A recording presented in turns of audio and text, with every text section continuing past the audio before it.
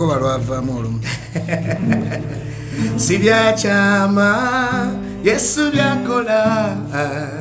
byakoledde abangi ajja kubikolera emikono ebiri yabadde mwene ensonga Katonda yabadde mwene ensonga Katonda yabadde mwene ensonga Katonda ali omu bw'ati asinga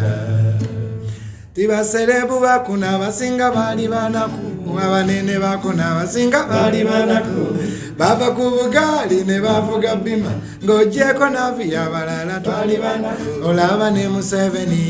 yali munaku Bobi Wine naye yali munaku naye Katonda wabanaku akola Katonda wabanaku akola Katonda w'omunaku akola teweetugaba Katonda wabanaku akola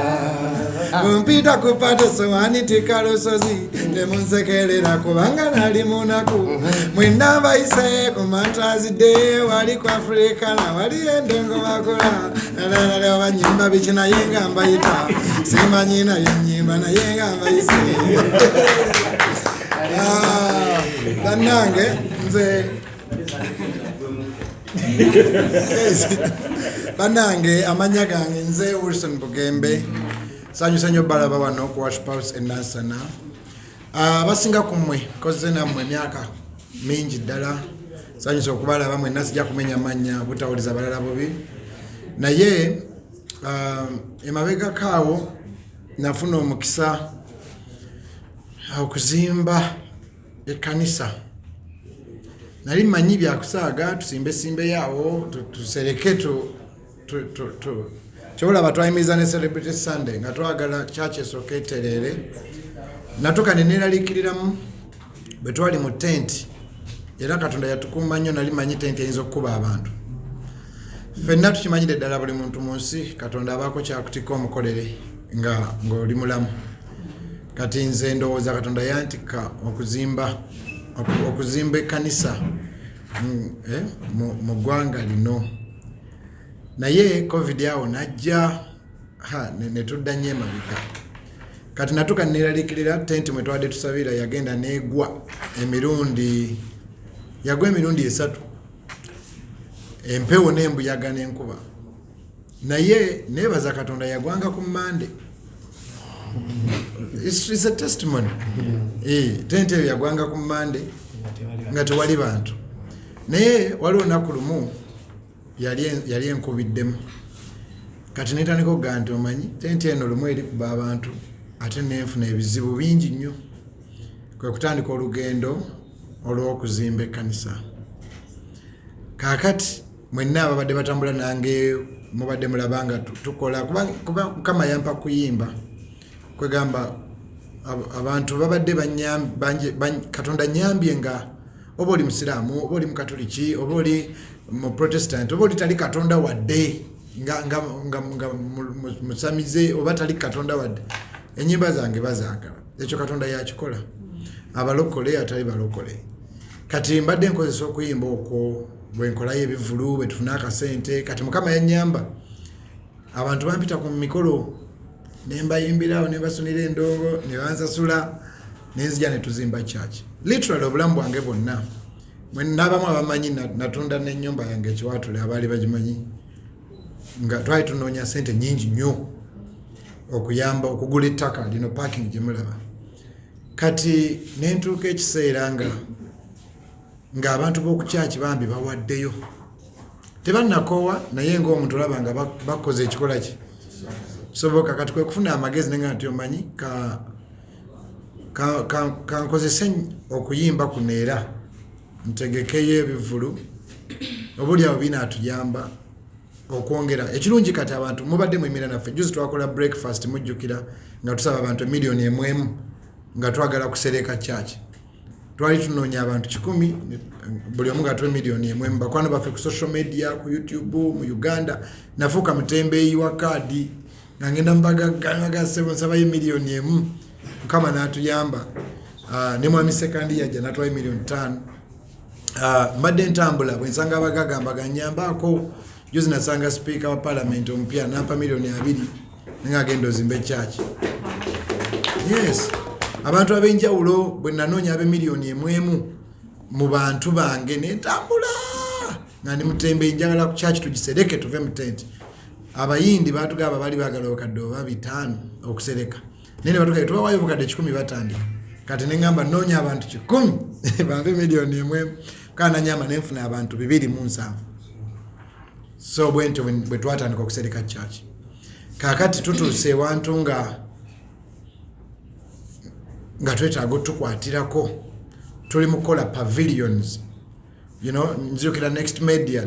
batu mwami Kalisa yangamba botuka okuteeka mwezi jinaki jangu wana tukwe birango bya bwerera abantu bateke mwezi. So banamawira abasinga mubadde kubanga nze sina tetuna radio yaffe oba TV yaffe, so mwabadde bankwatirako emyaka gyonna naye kati okwetegekera show zino sente nyingi kati kwe kuyita CRK nembaga mukwatireko tutegeke naye nga sente zigenda vaamu nyumba ya Mukama. Kale mpita bakwano bange mwenna mu concert ku Mother's Day lunaku lw'abajulizi ku Africana Hotel nga 3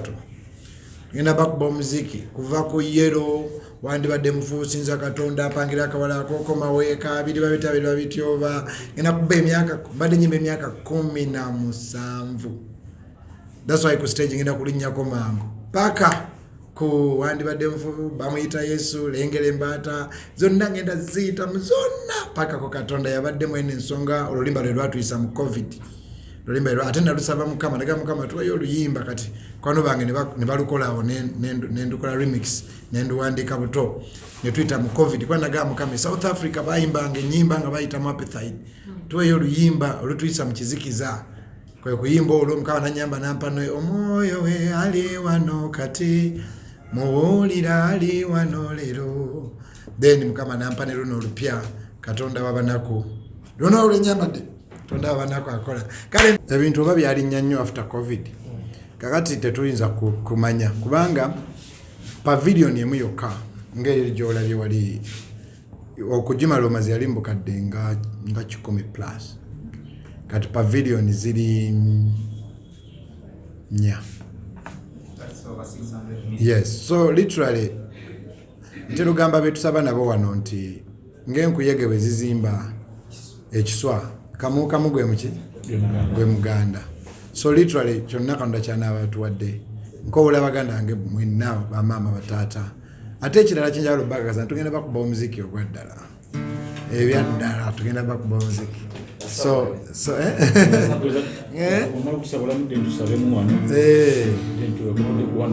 nebanange siyewo kisolaba omukulu ayogera okusabako okukula kulaba tetusabeko wano nga 3 ogw'omukaaga mwenna tubayise tugenda kuba n'embaga ku Africana wagenda kubeera engoma tugenda okubakuba omuziki unalaba naye Katonda wabanakwakola nekija ennyimba nagivuddemu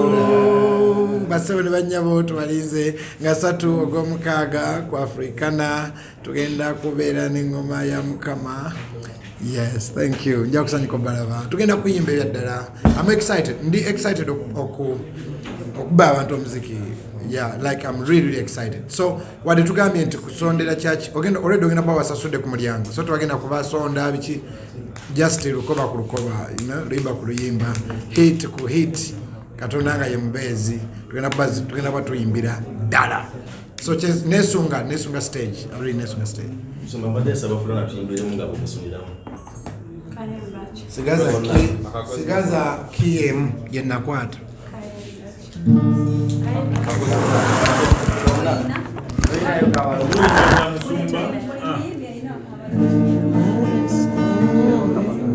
Katonda yabadde mwene songa. Ninda ko. Nakwata KM. Katonda yabadde mwene songa. Katonda yabadde mwene songa. Katonda yabadde mwene songa. Katonda y'omubwate asinga. Ono fulona golaba yali munaku yagenda eyo ng'akola mu kiyungu yali yaweereza mmere naye kati mulengere yali ku TV Katonda ono yagenda ng'eyo ng'aweereza mmere ng'aweereza bagagga mmere Katonda babanaku akola pita baganda bange mwenna abato bange mikwano gyange kwa Afrikana nga 3 wetugenda otandikira then tutambule ekyotera nga meka nga 5 tugende mukono nga 4 tugende emitiana nga 11 tubeere Luweero 12 tumalire wano mu lujja lwa church nzikiriza nti concert zino wezigwera obuli awo tunafuna sente ezimala namwe ne mujja ne mulabanga ddala enyumba ya Mukama inawe tuse so literally mutima gunumira nju ya Mukama naddala after covid antu bafa buli wendowooza ku basumba bafa n'abakwano baffe nze naliwo ne tuziika pastor Kula ne tuziika pastor Senfuma pastor Musolo abasumba bafa nnyo ate nga nange nafuna covid namufuna emirundi egi 2 kakati kitegeeza bw'oba wawonawo nyina ebbanja eringa nti Mukama yandekawo nkola emirimu gye oba oli awo nandibadde nange sidda ng'abalala naye Mukama yamponya covid nsobole okukola emirimu gye so literally kuyimba Katonda kwampadde ate nampa n'okuganja eri abaana be abantu be so kati mpita baganda bange mwenna abalokole atali balokole mujje tusanyuke tuzine tukone ndongo tuchakale ate twali tugenda okusaba buli muyimbi agenda kujimba luyimba lwe olwa gospel obutse kyegamba bajje batukoneremu akayimba oba akanga ka gospel kolwo nga 3 ku Afrikana so basically my point ebadde nti nze nkiikiridde baganda bange abagospa bangi betwakkiriziza tukole kino this is a noble cause nsonga erimu egumba tubanga bwe nayimba waliwo abagala twina ayagala saabisaanira ayagala siryerabira jangu tuwagire omulimu gwa Mukama waffe Yesu Kristo nga tumwebaza atuwadde obulamu Mukama bw'omukisa muneyanjigiriza jita